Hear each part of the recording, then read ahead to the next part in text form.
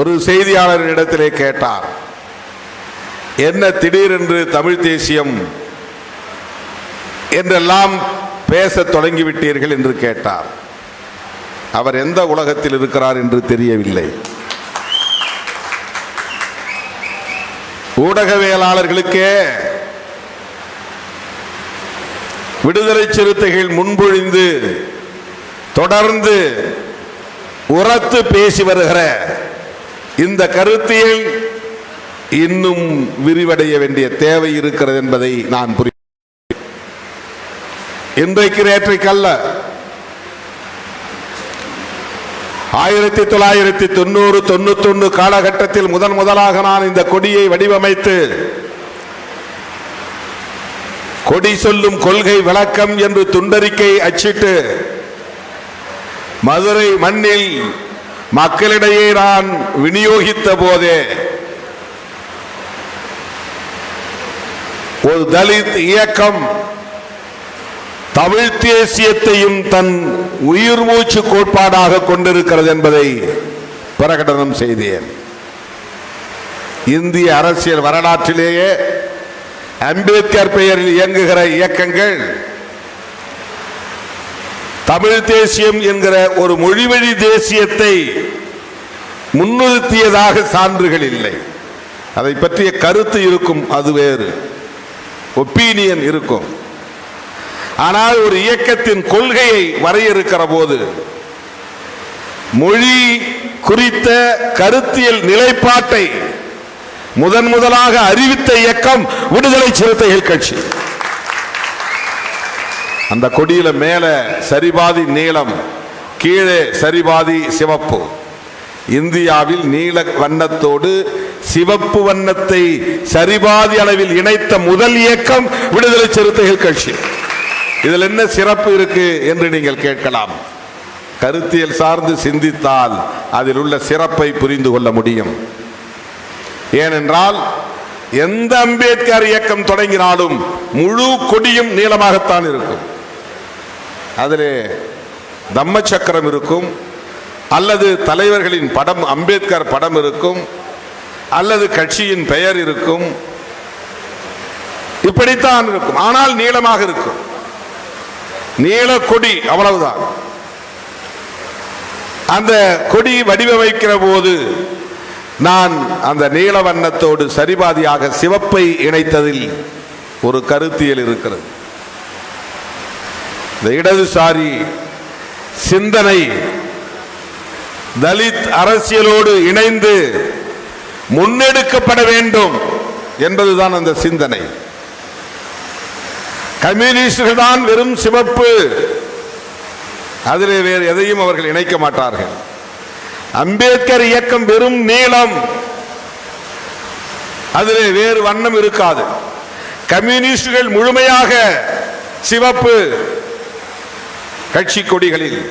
இதுதான் கடந்த கால அரசியல். நான் இடதுசாரி வண்ணத்தையும் அம்பேத்கர் இயக்கத்தின் நிலையான வண்ணத்தையும் சரிபாதியாக இணைத்தேன். 1990 ஆண்டு ஏப்ரல் திங்கள் 14ஆம் நாள் புரட்சியாளர் அம்பேத்கர் அவர்களின் பிறந்த நாள் என்று மதுரை மண்ணில் இந்த கொடியை ஏற்றினேன். அந்த கொடியின் வடிவ நடுவிலே ஒரு நட்சத்திரம். அந்த நட்சத்திரத்தில் 5 முனைகள். அந்த 5 முனைகளும் எங்கள் கொள்கைகளை பேசும், வியூகங்களை சொல்லும் என்று நான் பிரகடனம் செய்த போது, ஒரு முனை சாதி ஒழிப்பு, இன்னொரு முனை தமிழ் தேசியம், இன்னொரு முனை மகளிர் விடுதலை, இன்னொரு முனை பாட்டாளி வர்க்க விடுதலை, இன்னொரு முனை ஏகாதிபத்திய எதிர்ப்பு. இதுதான் சிறுத்தைகளின் கொள்கைகள். ஆகவே தமிழ் தேசியம் என்பதை 2026 திருமாவளவன் பேசவில்லை. 1990 முதலாக இந்த கொடியை வடிவமைத்து அறிமுகப்படுத்திய போது அறிவிப்பு செய்தோம், பிரகடனம் செய்தோம். அதிலிருந்துதான் தொடர்ச்சியாக அதை செம்மைப்படுத்தி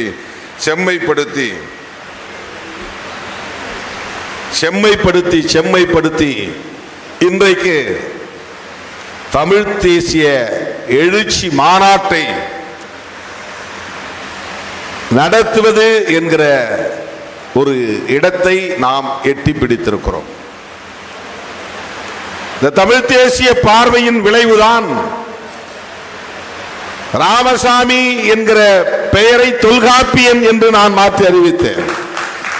எல்லோரும் தமிழ் பெயர் சூட்டுங்கள். இப்போது நான் கோரிக்கை வைக்கிறேன், தமிழ்நாட்டில் தமிழ் பெயர் வைப்பவர்கள் யார் என்றால் அவர்கள் சிறுத்தைகள் தான் என்ற வரலாறு தொடர வேண்டும். நாம் அதை உள்வாங்கிக் கொள்ள வேண்டும். தமிழ் என்றால் சிறுத்தைகள், தமிழ்நாடு என்றால் சிறுத்தைகள், தமிழ் தேசியம் என்றால் சிறுத்தைகள். அந்த அடிப்படையில் தான் நாம் பல முன்னெடுப்புகளை செய்திருக்கிறோம். ஈழ விடுதலையை ஆதரிப்பது என்பது கூட தமிழ் தேசிய பார்வையில் இருந்துதான். விடுதலை புலிகளை ஆதரிப்பது என்பது தமிழ் தேசிய விடுதலைக்கான தேவையை உணர்ந்துதான். சில பேர் தொடக்க காலத்தில் தலித் இயக்கத்துக்கும் தமிழுக்கு என்ன சம்பந்தம் அப்படின்லாம் கேள்வி எழுப்பியிருக்கிறாங்க. இவர் ஏன் எல்டிடியை பற்றி அதிகமாக பேசுகிறார், பிரபாகரனை பற்றி அதிகமாக இவர் ஏன் பேசுகிறார் என்றெல்லாம் சொல்லி இருக்கிறார்கள், விமர்சித்திருக்கிறார்கள். அதற்கெல்லாம் நான் செவிமடுக்கவில்லை, விளக்கம் சொல்லவில்லை. அதற்கு நான் எந்த எதிர்வினையும் ஆற்றவில்லை. ஆனால் இன்றைக்கு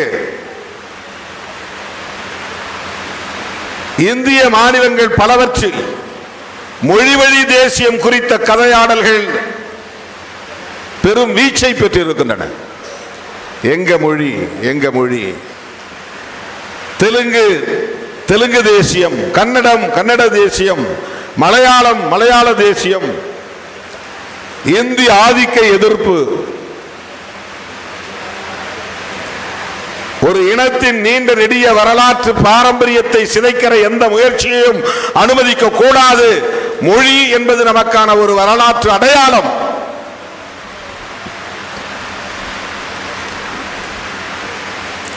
சாதி இந்துக்களாய் பரிணமித்தவர்கள் சமஸ்கிருதமயமானார்கள், விரைந்து மிக வேகமாக சமஸ்கிருதமயமானார்கள். கவி காமு ஷெரீப் என்ற ஒரு பெருங்கவிஞர் இருந்தார். அவர் ஒரு நிகழ்ச்சியிலே பேசும்போது தேவநேய பாவாணர் நூலக கட்டிடத்தில் 87 88 அந்த காலகட்டத்தில் 85 நான் எம்ஏ படிச்சுக்கிட்டு இருக்கும்போது 83 85 வரை நான் எம்ஏ படித்த காலம். அப்போது அவருடைய உரையை நான் கேட்டேன். அவர் சொன்னார், நல்ல தமிழ் சொற்கள் வேண்டுமானால் நீங்கள் சேரிக்கு போங்கள் என்று சொன்னார். சேரி மக்கள் வாழ்கிற குடியிருப்புக்கு செல்லுங்கள்.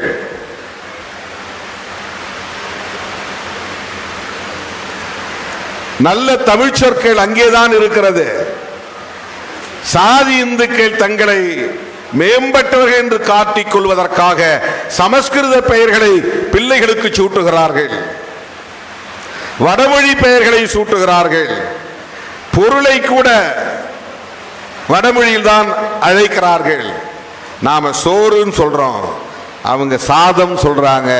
சாதம் தமிழ் இல்லை, சோறு தான் தமிழ். சோறு இன்றைக்கும் உயிர்ப்போடு இருக்கிற இடம் சேரிதான். ஒடுக்கப்பட்ட மக்கள் வசிக்கிற இடத்தில் தான் அந்த சொல்லாடல் புழக்கத்தில் இருக்கிறது. அந்த சாதியிலிருந்து நாங்கள் மேம்பட்டவர்கள் என்று கருதுகிற சாதி இந்துக்களின் வாயில் பெரும்பாலும் சாதம் என்றுதான் வரும். சாதம் தமிழ் சொல் இல்லை. இதை சொன்னவர் கவிஞர் கவி காமு ஷெரீப். தோழர்களே, தமிழ் இன்றைக்கு வாழ்கிறது என்று சொன்னால், நல்ல தமிழ் சொற்கள் இன்றைக்கும் புழக்கத்தில் இருக்கிறது என்று சொன்னால், அது ஒடுக்கப்பட்ட மக்களிடையே இருக்கிறது. அப்படின்னா தலித்துங்கிறது தமிழ் சொல்லா அப்படின்னு கேட்பாங்க குதர்க்கவாதமா. இப்ப தலித்துன்னு சொல்லலாமா? தேசிய அளவில், இந்திய அளவில் நூற்றுக்கணக்கான ஆயிரக்கணக்கான ஒடுக்கப்பட்ட சாதிகள், பட்டியல் சமூக சாதிகள் இருக்கின்றன.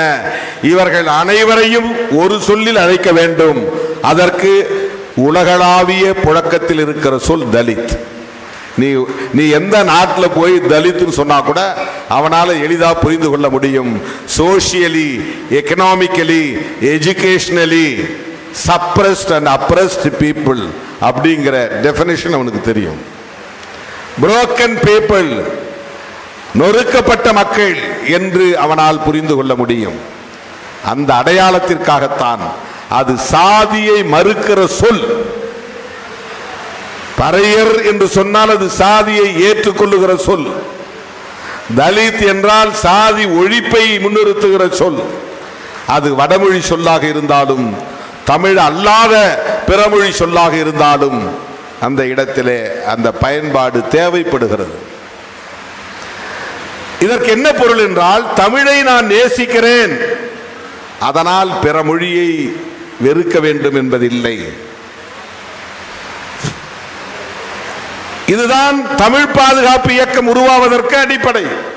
தமிழ் பாதுகாப்பு இயக்கத்தின் தலைவராக நான் பொறுப்பேற்கிற சூழல் அப்படித்தான் மலர்ந்தது. அன்னை தமிழை காப்போம், அனைத்து மொழிகளையும் மதிப்போம். இதுதான் திருமாவளவன் எழுதிய முழக்கம். அன்னை தமிழை காப்போம், பிற மொழிகளை வெறுப்போம் என்று நாம் பேசவில்லை. தமிழர்களை நேசிப்போம், தெலுங்கர்களை வெறுப்போம் என்பதல்ல தமிழ் தேசியம். தமிழர்களை நேசிப்போம், கன்னடர்களை வெறுப்போம் என்பதல்ல தமிழ் தேசியம். தமிழர்களை நேசிப்போம், இந்தி பேசக்கூடியவர்களை வெறுப்போம் என்பதல்ல தமிழ் தேசியம். தமிழ் தேசியம் ஒவ்வொரு தேசிய இனத்தையும் ஐக்கியப்படுத்துவதுதான். ஒவ்வொரு மொழியை பேசக்கூடிய தேசிய இனங்களை ஒருங்கிணைத்து தேசிய இனங்களின் ஒற்றுமையை வளர்ப்பது. நமக்கிடையில தெலுங்கு தமிழ்நாட்டுக்குள்ள தமிழ் தேசியத்தை விடுதலை சிறுத்தைகள் முன்னெடுக்கிறது என்றால், கன்னட தேசியத்தையும் அதே போல ஒடுக்கப்பட்ட மக்கள் தலைமை தாங்கி வழிநடத்த வேண்டும். ஏன்னா அவன்தான் அந்த பூர்வீக குடி, அவன்தான் அந்த மாநிலத்தின் மண்ணின் மைந்தர், அவன்தான் அந்த மொழிக்கு பிள்ளை. மற்றவங்கெல்லாம் சமஸ்கிருத மயமாகி விட்டார்கள். அவன் தாய்மொழியை விட அவனுக்கு இந்தி பெரிதாக தெரிகிறது. அவன் தாய்மொழியை விட சமஸ்கிருதம் அவனுக்கு பெரிதாக தெரிகிறது. அவன் பெற்ற பிள்ளைக்கு பொருள் புரிந்த தமிழ் பெயரை சூட்டுவதை விட, அவன் பெற்ற பிள்ளைக்கு பொருள் தெரிந்த தெலுங்கு பெயரை சூட்டுவதை விட, அவன் பெற்ற பிள்ளைக்கு பொருள் தெரிந்த கன்னட பெயரை சூட்டுவதை விட பொருள் தெரியாத சமஸ்கிருத பெயரை சூட்ட அவன் விரும்புகிறான். ஆனால் தன்னுடைய பிள்ளைகளுக்கு தன்னுடைய தாய்மொழியிலேயே பெயர் சூட்டுகிற கலாச்சாரம் இந்தியா முழுவதும் அந்தந்த மாநிலங்களிலும் வாழுகிற அந்தந்த மாநிலங்களை சார்ந்த ஒடுக்கப்பட்ட மக்களிடையே தான் இருக்கிறது. 90 விழுக்காட்டுக்கு மேல். முனியாண்டி அப்படின்னு சொல்ற பேர் உனக்கு கொச்சையாக தெரியலாம், ஆனால் அது அவன் வணங்குகிற குலதெய்வத்தின் தமிழ் பெயர். கருப்பையா என்கிற பெயர் உனக்கு என்னையா கருப்பையான்னு அந்த காலத்து பெயரை வைக்கிற, கருப்பு சாமின்னு வைக்கிற, ஆனால் அது அவர் வணங்குகிற குலதெய்வத்தின் தமிழ் பெயர். தமிழ் பெயர். ஆகவே அந்த மொழி வழி தேசியம் என்கிற அரசியலை இந்த இயக்கத்தின் அடிப்படை கோட்பாடுகளில் ஒன்றாக தொடக்க காலத்தில் இருந்தே முன்வைத்து வருகிற இயக்கம் தான் விடுதலை சிறுத்தைகள் கட்சி. இந்த தெளிவு உங்கள் ஒவ்வொருவருக்கும் தேவை. அண்மை காலமாக சிலர் தமிழ் தேசியம் பேசுகிறார்கள். அவர்களுக்கு சாதி ஒழிப்பு ஒரு முக்கியமான விஷயம் இல்லை. சாதி ஒழிப்பை முன்னிறுத்தாத எந்த அரசியலும் முற்போக்கானதாக இருக்க முடியாது. இந்திய மண்ணை பொறுத்தவரையிலே அது எந்த அரசியலாக இருந்தாலும், சாதி என்பது மக்கள் ஒற்றுமையை சீர்குலைக்கிற ஒன்று என்பது மட்டுமல்ல, உயர்வு தாழ்வு என்கிற உளவியலை கட்டமைத்திருக்கிறது. ஏன் சாதியை எதிர்க்கிறோம் என்றால், அந்த சாதி ஒவ்வொரு மனிதனுக்குள்ளேயும் இவனை விட நான் உயர்ந்தவன், அவனை விட நான் தாழ்ந்தவன் என்கிற தாழ்வு மனப்பான்மையையும் இவனை விட உயர்ந்தவன் என்கிற உயர்வு எண்ணத்தையும் கலந்து அவனை சீர்குலைத்திருக்கிறது, சிதைத்திருக்கிறது. வெறும் உயர்வு மனப்பான்மை மட்டும் கிடையாது. நான் உன்னை விட பெரிய ஆள் அப்படின்னு சொல்றவன் இன்னொருத்தனை விட கீழ்மையான ஆள் அப்படிங்கிற அரசியல் இங்கே இருக்கிறது. பார்ப்பனர்கள் மட்டும்தான் உயர்ந்த சாதி, கடவுளோடு பேச முடியும் என்கிற சாதி. மன்னாதி மன்னனாயிருந்தாலும் மன்னர்களுக்கெல்லாம் மன்னராக இருந்தாலும் அவன் பார்ப்பனர்களுக்கு கீழானவன் தான். தேசத்தை கட்டி ஆளுகிற முழுமையான அதிகாரத்தை கொண்டவனாக இருந்தாலும் காலால் படை, குதிரைப்படை, யானைப்படை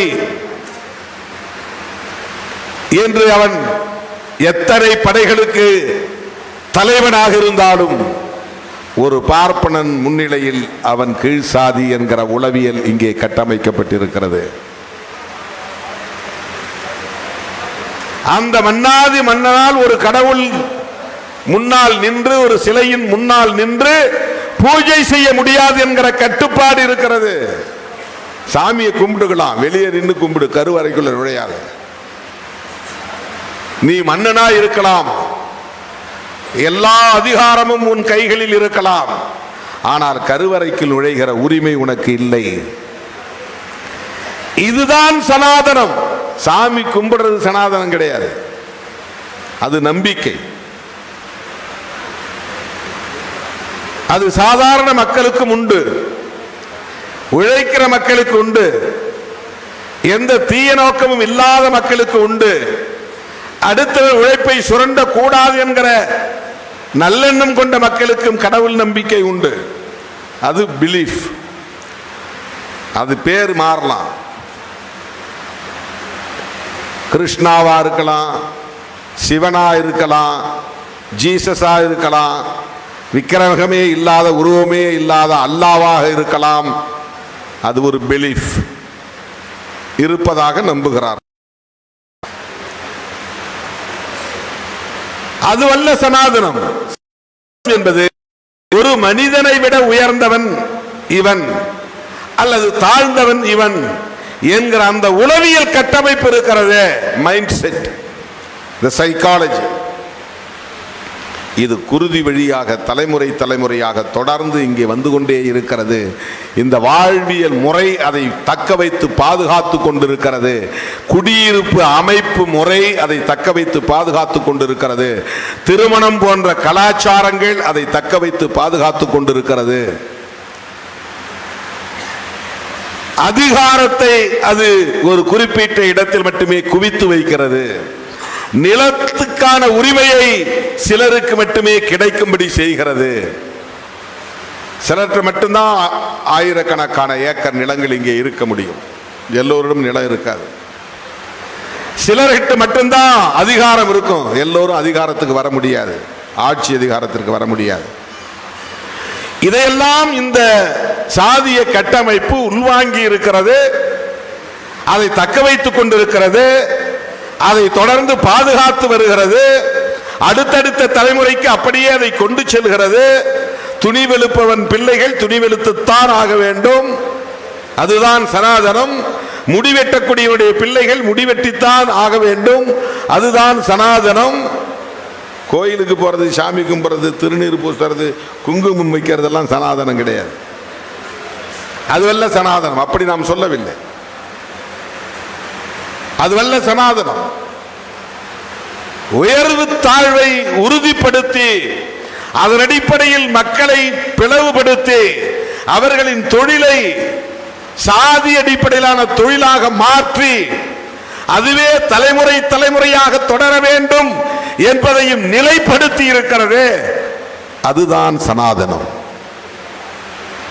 அந்த சனாதனம் இங்கே மொழி அடிப்படையிலும் பாகுபாடுகளை வளர்த்திருக்கிறது.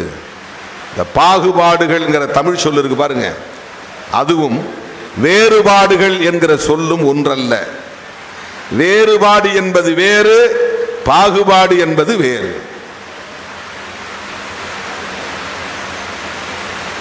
கருப்பு வெள்ளை என்பது வேறுபாடு, குட்டை நெட்டை என்பது வேறுபாடு,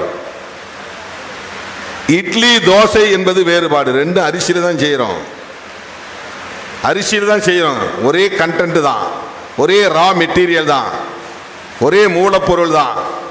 ஆனா வேறுபாடு. ஏன்னா இது இட்லி, இது தோசை, இது வேறுபாடு. இந்த இட்லிய ஒருத்தனை உட்கார வச்சு இலையில சாப்பிடுன்னு சொல்றது, உனக்கு அப்படிலாம் உட்கார வச்சு இலையெல்லாம் போட முடியாது. கையேந்து இந்த ஒரு இட்லி வாங்கிக்க, அப்படியே சாப்பிடு அப்படின்னு கையில போடுறது, இது பாகுபாடு. இட்லி தோசை என்பது வேறுபாடு. ஒரு மனிதனை நடத்தும் விதம் இருக்கிறதே, நடத்தும் முறை இருக்கிறதே, அதில் இருக்கிற உளவியல் இருக்கிறதே, அதில் இருக்கிற ஆதிக்க உணர்வு இருக்கிறதே, இதுதான் டிஸ்கிரிமினேஷன் பேர், பாகுபாடு. பாகுபாடு என்பதுதான் சனாதனம். இங்க இருக்கிற எவனுக்கு அதெல்லாம் புரியாது. இவர் சனாதன எதிர்ப்புங்கிறாரு, அப்புறம் ஏன் கோயிலில் போய் கும்பாபிஷேகம் நடத்துறாருன்னா, கும்பாபிஷேகம் எங்க அம்மா நடத்துது, எங்க அப்பா நடத்துறான், என் அண்ணன் நடத்துறான், என் தம்பி நடத்துறான்.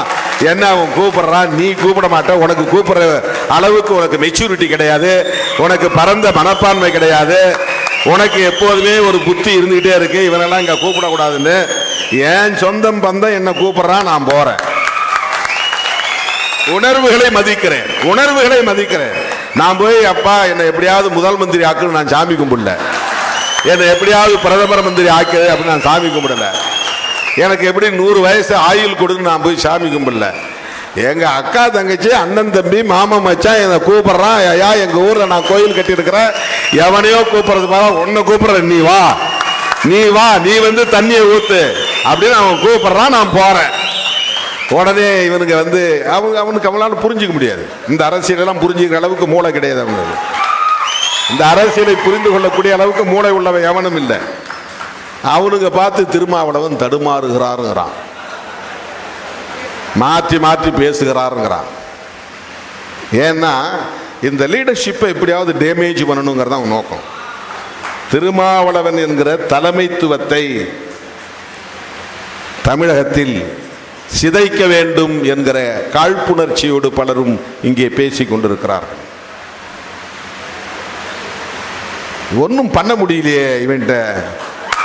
என்ன ஆசை காட்டினாலும், என்ன வித்தை காட்டினாலும் எதுக்குமே ஏய்ந்து போகாத, இணங்காத, இசைவு கொடுக்காத ஒரு ஆளா இருக்கிறானே, அசைந்து கொடுக்காத ஒரு ஆளாக இருக்கிறானே.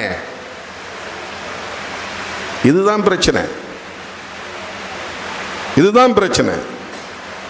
அது எப்படி நீ இங்க போயிட்டா அங்க எப்படி உறவு வச்சுக்க அப்படிங்கிறான். அவங்க 2 பேருமே உறவு வச்சுக்கிறாங்களே, அது எப்படி? ஜெயிச்சவங்களும் தோத்தவங்களும் அடுத்த நாளே சந்தித்துக் கொள்கிறார்களே, அதையே யாரும் கேள்வி கேட்கல.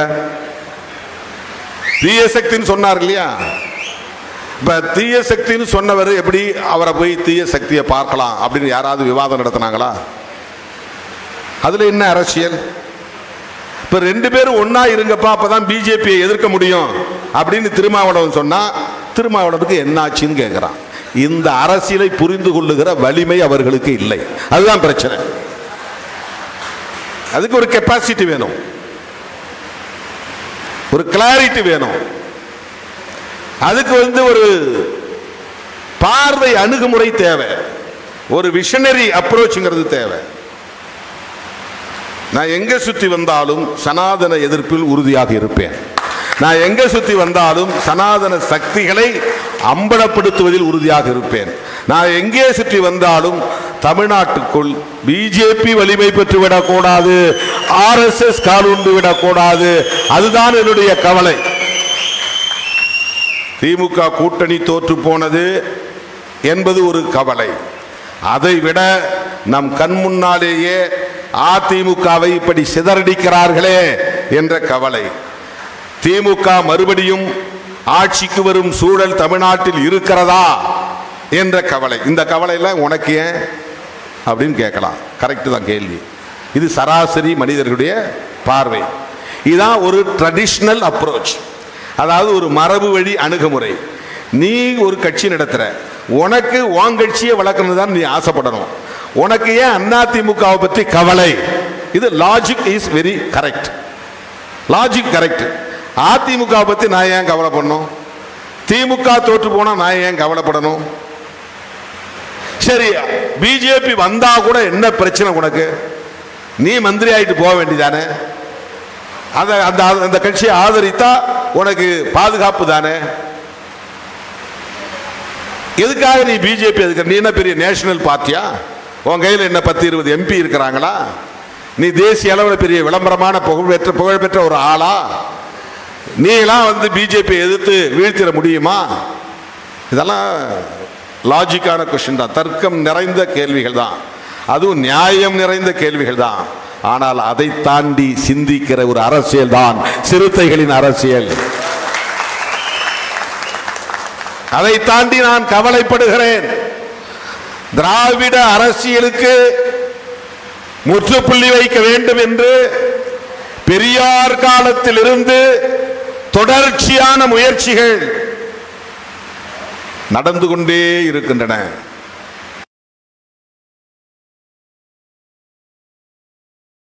பெரியார் அரசியல் தான் காரணம்.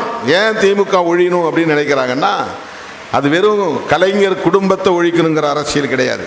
அது சிலருடைய நோக்கமா இருக்கலாம். திராவிட முன்னேற்ற கழகம் பேசுகிற அரசியல் விளிம்பு நிலை மக்களுக்கான அரசியலாக இருக்கிறது.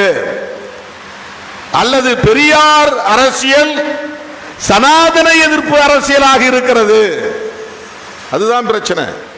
பெரியார் பேசுகிற அரசியல் அம்பேத்கர் பேசும் அரசியலாக இருக்கிறது. பெரியார் பேசும் அரசியல் அவருக்கு 40-45 வருடங்களுக்கு முன்பே பண்டிதர் அயோத்திதாசர் பேசிய அரசியலாக இருக்கிறது. சனாதன எதிர்ப்பு என்பது திருமாவளவன் கண்டுபிடித்ததல்ல. சனாதன எதிர்ப்பு என்பது பெரியாருக்கு முன்னாலேயே, புரட்சியாளர் அம்பேத்கருக்கு முன்னாலேயே இந்த மண்ணில் ஒரு இயக்கமாக வடிவம் பெற்றது என்றால் அது பண்டிதர் அயோத்திதாசரின் காலத்தில்.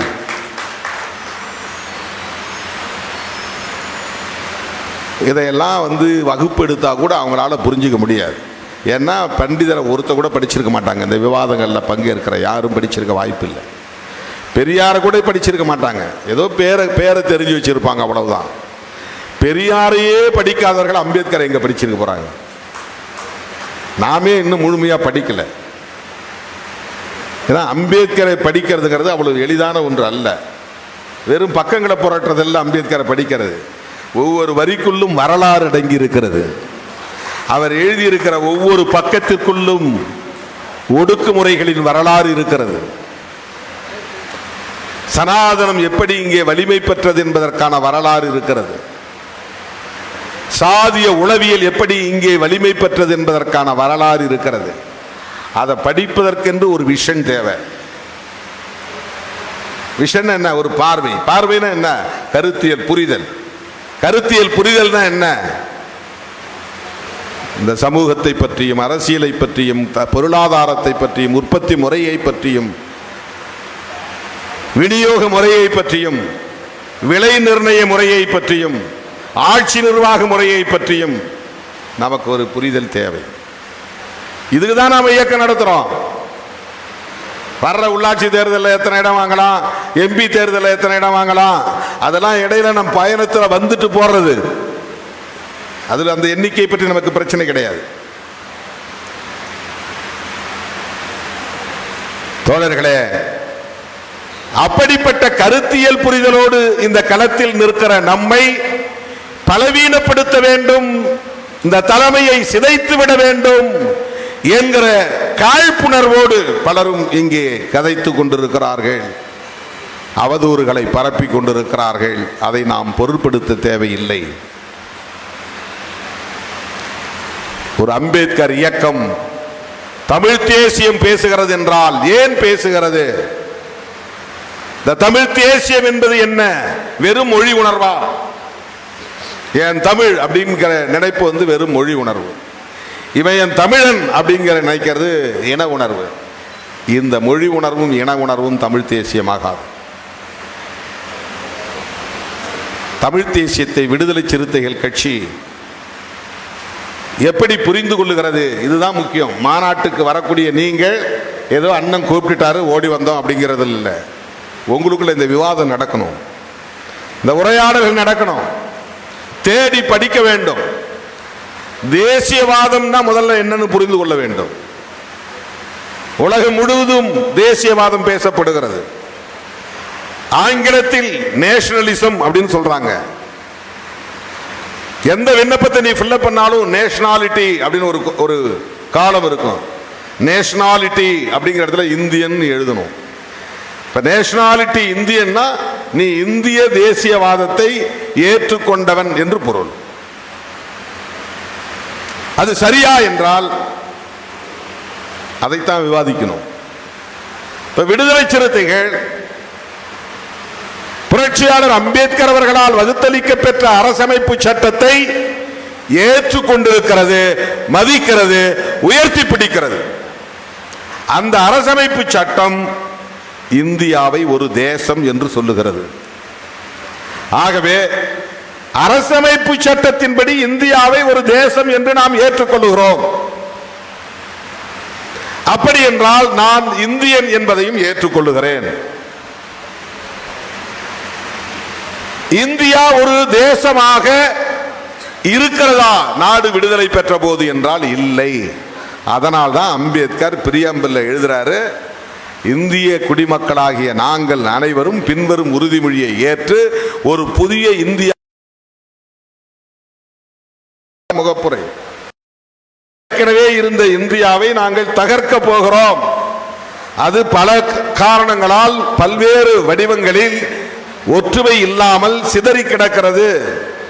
மத அடிப்படையில் சிதறி கிடக்கிறது, மொழி அடிப்படையில் சிதறி கிடக்கிறது. இந்தியன் என்கிற உணர்வு இவர்களுக்கு ஒட்டுமொத்தமாக இல்லை. சிலர் தமிழன் என்று உணர்கிறான், சிலர் இந்து என்று உணர்கிறான், சிலர் கிறிஸ்தவன் என்று உணர்கிறான், சிலருக்கு ஏழை என்ற உணர்வு தான் இருக்கிறது, வேற எந்த உணர்வும் அவனுக்கு இல்லை. சிலர் பணக்காரன் என்கிற உணர்வில் இருக்கிறான், சிலர் நான் ஆதிக்க சாதி, நான் பார்ப்பனர் என்ற புரிதலில் தான் இருக்கிறான். இவர்களுக்கு இடையிலே ஒரு தேசம் என்கிற உணர்வு, தேசியவாதம் என்கிற அரசியல் இல்லை. இதற்கெல்லாம் என்ன காரணம் என்று யோசித்த புரட்சியாளர் அம்பேத்கர் அவர்கள் இந்த அரசமைப்பு சட்டத்தின் உயிர் மூச்சு கோட்பாடுகளாக நீதி, சுதந்திரம், சமத்துவம், சகோதரத்துவம் என்கிற 4 கோட்பாடுகளை அரசமைப்பு சட்டத்தின் கோட்பாடுகளாக முன்வைக்கிறார். அதற்கு அடிப்படை கோட்பாடுகளாக புளூரலிசம் என்கிற புளூராலிட்டி என்கிற அந்த பன்மைத்துவத்தை அரசமைப்பு சட்டத்தில் உறுதிப்படுத்துகிறார். செக்குலரிசம் என்கிற புரட்சிகரமான ஒரு கோட்பாட்டை அரசமைப்பு சட்டத்தின் உயிர் மூச்சு கோட்பாடாக வைக்கிறார். இதெல்லாம் ஆங்கில சொல்தான், ஆனால் நீங்கள் ஒவ்வொருவரும் இதை உச்சரிக்க வேண்டும், தெரிந்து வைத்திருக்க வேண்டும்.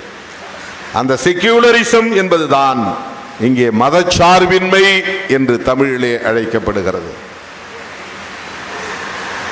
இந்தியாவில் எத்தனை மதங்களும் இருக்கட்டும், ஆனால் உருவாகிற அரசு மதசார்பற்ற அரசாக இருக்கட்டும். இதுதான் கான்ஸ்டிடியூஷன், இதுதான் கான்ஸ்டிடியூஷன். இந்தியாவில் எத்தனை மொழிகளும் பேசப்படட்டும், ஆனால் ஒரு மொழி சார்ந்த அரசாக இது இருக்கக்கூடாது. இதுதான் செக்யூலரிசம். ஒரு சார்பு கூடாது, அதுதான் செக்யூலரிசம். தமிழ் மொழி பேசுறவன் இருக்கலாம், ஆனா அவன் இந்திய நாட்டுக்குள்ள இருக்கிறான். தெலுங்கு பேசுகிறவன் இருக்கலாம், இந்தி பேசுகிறவன் இருக்கலாம், பீகாரி பேசக்கூடியவன் இருக்கலாம், மராத்தி பேசக்கூடியவன் இருக்கலாம், கன்னடன் பேசக்கூடியவன் இருக்கலாம். எந்த மொழியையும் பேசக்கூடியவன் இந்தியாவுக்குள் வாழலாம், இந்தியனாகவே வாழ வேண்டும், அவ்வளவுதான்.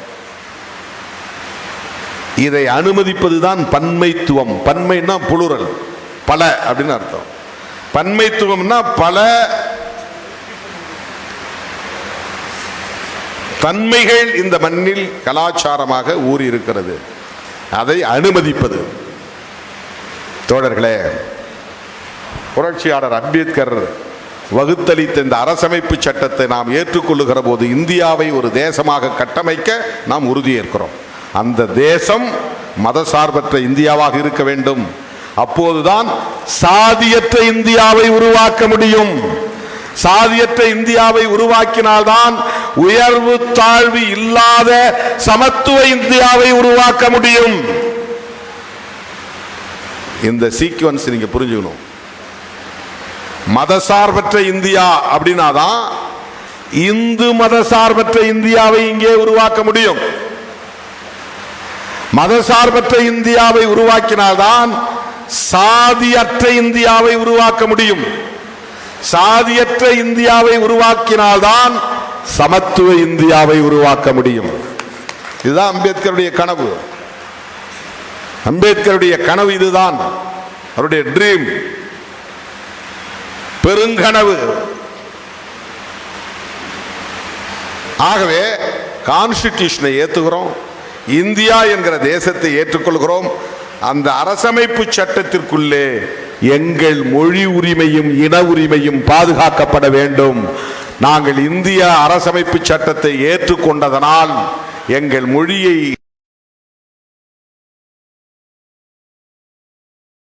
எங்கள் நாடுதான், தமிழ் எங்கள் மொழி, அதை ஒருபோதும் நாங்கள் விட்டுக் கொடுக்க மாட்டோம்.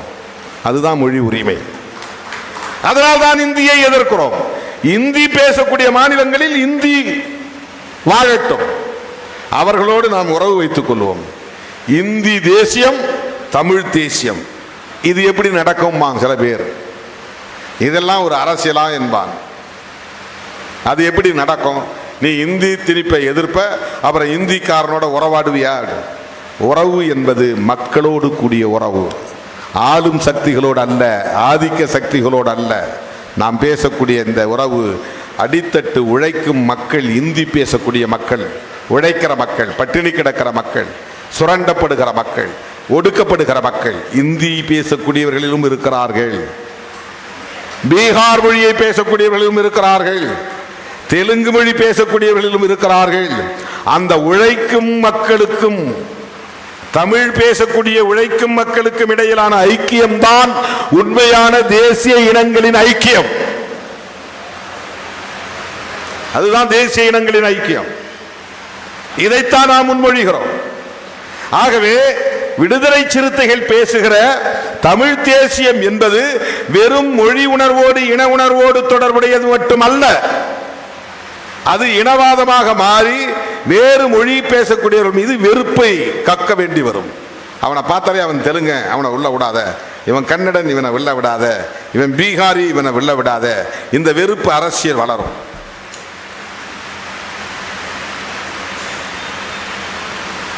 உழைக்கிற மக்களுக்கு இடையிலே இருக்கிற ஒற்றுமை சிதையும்.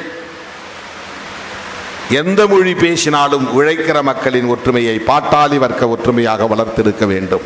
இங்க பாட்டாளி வர்க்க அரசியல் வந்து விடுகிறது. உழைக்கும் மக்களின் ஒற்றுமை தான் பாட்டாளி வர்க்க ஒற்றுமை. அந்த அடிப்படையில் தான் இதை நாம் அணுக வேண்டும். எனவே மொழி உரிமை, இன உரிமை என்பது மாநில உரிமையோடு தொடர்புடையது.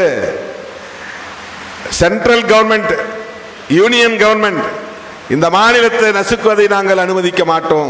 ஃபண்டு கொடுக்காம நிறுத்துறது, எங்க மொழி அடையாளத்தை சிதைக்க பார்க்கிறது, உங்களுடைய கலாச்சாரத்தை திணிக்க முயற்சிப்பது. இந்த மாநில அரசு வந்து பிஜேபி ஆளாத மாநில அரசு, அதனால் நாங்கள் நிதி தரமாட்டோம், எங்க சொல்லுபடி நீ கேட்கணும் அப்படின்னு மாநில அரசை முடக்குவது, அச்சுறுத்துவது, செயல்பட விடாமல் தடுப்பது. மாநில உரிமை, மாநில உரிமையை இன்னும் ஒருபடி மேலே போனால் மாநில சுயாட்சி. மாநில சுயாட்சி மாநாடு நடத்திய இயக்கம் விடுதலை சிறுத்தைகள் கட்சி. ஆகவே நாம் பேசுகிற தமிழ் தேசியம் இந்திய அரசமைப்புக்கு உட்பட்ட மொழி உரிமை, இன உரிமையுடன் கூடிய மாநில சுயாட்சி என்பதுதான். இரண்டாவது கூறு, நீங்க புரிந்து கொள்ள வேண்டிய கூறு, இரண்டாவது கூறு, இந்திய தேசியம் என்பது பிஜேபி எப்படி பேசுகிறது, காங்கிரஸ் எப்படி பேசுகிறது, மற்ற கட்சிகள் எப்படி இந்திய தேசியத்தை பேசுகிறார்கள் என்று பார்த்தால், மற்ற கட்சிகள் எல்லாம் ஒரு புறம் தள்ளி வைத்துவிட்டு நாம் முதல் இயக்கமாக கணக்கிலே கொள்ள வேண்டியது பிஜேபி பேசுகிற இந்திய தேசியம். பிஜேபி பேசுகிற இந்திய தேசியம் காங்கிரஸ் பேசிய இந்திய தேசியம். காங்கிரஸ் இது ஒரு நாடு, இந்தியா என்கிற நாடு, நீயும் நானும் இந்தியன் என்கிற உணர்வை மட்டும் சொன்னது. அது நாட்டினத்தால், நாட்டினம்னா நேஷனாலிட்டி, நாட்டினத்தால் முன்மொழிய பெற்ற தேசியவாதம் இந்தியன் நேஷனலிசம். அது இந்தியன் நேஷனலிசம். ஆனால் பிஜேபி வைப்பது இந்து நேஷனலிசம். இந்த நாடு இந்துக்களுக்கு மட்டும்தான் சொந்தமானது, நீ எல்லாம்